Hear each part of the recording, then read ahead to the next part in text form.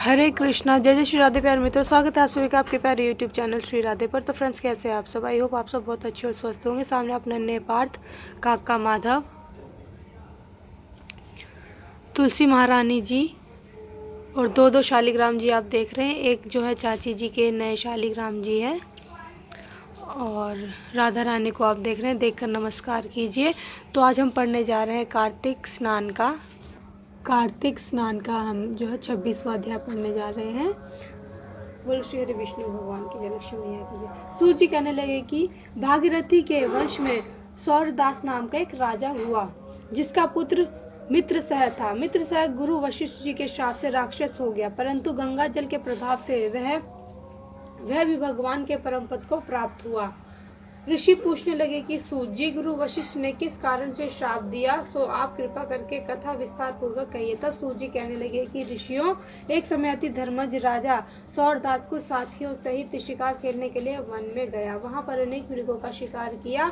फिर भूख तथा प्यास से दुखी हो राजा नदी के तट पर आया और वहां पर उसका पुत्र मित्रसह नित्य नियम करता था।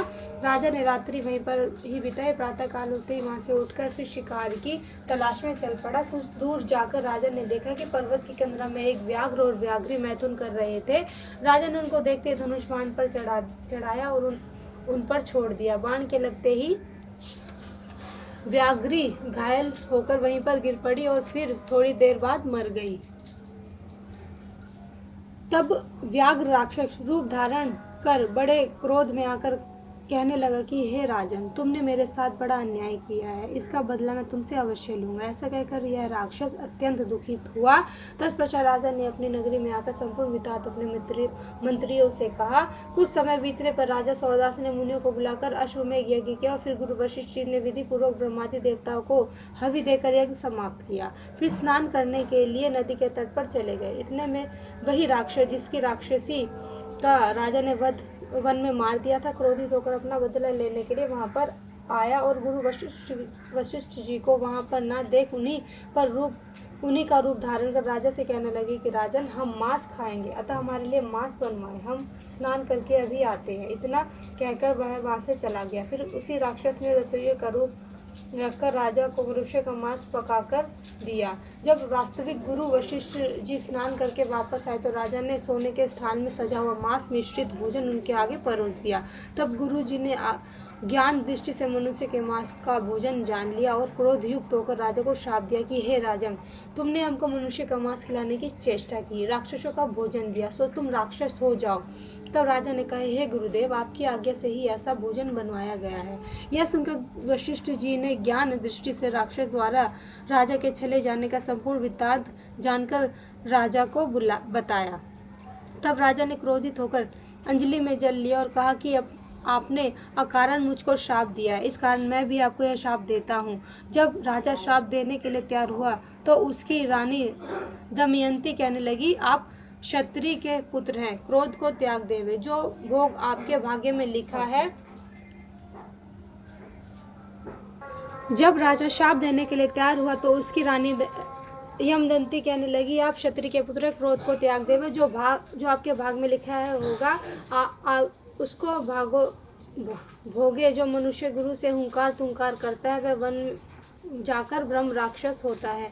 स्त्री के वचनों को सुनकर राजा क्रोध त्याग कर विचारने लगा कि अब क्या करना चाहिए। फिर राजा ने उस जल को ज्यों ही अपने पैरों पर डाला त्यों ही उसके पैर काले पड़ गए। इसी कारण वह राजा कलमशपाद के नाम से विख्यात हुआ। तत्पश्चात राजा गुरु जी के चरणों में पड़ गया और क्षमा मांगने लगा। तब वशिष्ठ जी ने कहा, क्योंकि यह पाप तुमने अनजाने में हुआ है, अतः इसके शाप का प्रभाव केवल 12 वर्ष तक रहेगा, इसके बाद तुम अपने असली रूप में आ जाओगे।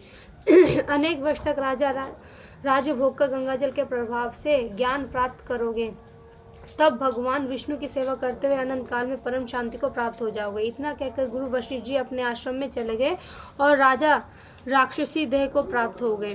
वह भूख प्यास से दुखी हो निर्जन वन में फिरने लगा। वहां से वह अनेक कष्टों को सहन करता हुआ नर्मदा नदी के तट पर आया और वहां भी वह पशु पक्षी मनुष्य सर्प आदि खाकर विचरण करने लगा। संयोगवश एक दिन नर्मदा नदी के तट पर घूमते हुए स्त्री सहित रमण करते हुए एक मुनि को देखा।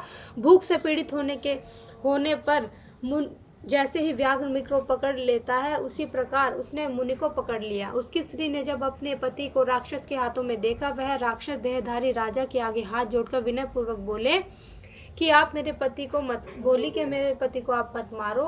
आप वास्तव में राक्षस नहीं है, वरन सूर्य कुल में उत्पन्न मित्रसह नामक राजा हो। मेरा पुत्र अभी बालक है, अतः मैं बिना पति के इस वन में कैसे निर्वाह करूंगी। अतः तुम मेरे पति का प्राण दे दो। प्राण दान के समान अन्य कोई दान नहीं है। उस स्त्री के इस प्रार्थना का राक्षस पर कोई प्रभाव नहीं पड़ा। जैसे व्याघ्र एक मृग के बच्चे को पकड़कर खा जाता है, वैसे ही उस मुनि को जो उस समय अपनी स्त्री के साथ मैथुन कर्म कर रहा था, पकड़कर खा गया। तब मुनि की स्त्री ने उसे शाप दिया कि मैथुन करते हुए तुमने मेरे पति को मारा है, अतः तुम भी जब मैथुन करोगे तो मृत्यु को प्राप्त हो जाओगे, पुनः राक्षस देह धारण करोगे। यह दो शाप सुनकर राक्षस देहधारी राजा भी क्रोध में आकर कहने लगा कि हे दुष्टे, तुमने एक अपराध के बदले में दो श्राप दिए हैं, अतः तुम भी पिशाचनी होकर इस वन में फिरती रहोगी। इस कारण वह स्त्री भी पिशाचनी हो गई और भूख प्यास से दुखित होकर वन में फिरने लगी। इस प्रकार कार्तिक मेहता का 26वां अध्याय समाप्त हुआ। तो फ्रेंड्स, कथा जो थी बहुत ज्ञानवर्धक थी। और अब जो हम तुलसी मैया जी की है परिक्रमा करेंगे, सूर्य चंद्र को देंगे। तो चलिए फ्रेंड्स, अगर आपको वीडियो पसंद आई तो वीडियो को लाइक कमेंट शेयर जरूर करना, चैनल को सब्सक्राइब करना, फ्रेंड्स एंड फैमिली में शेयर करना। तो चलिए फ्रेंड्स, मिलते हैं नेक्स्ट वीडियो में। तब तक के लिए हरे कृष्णा, जय जय श्री राधे।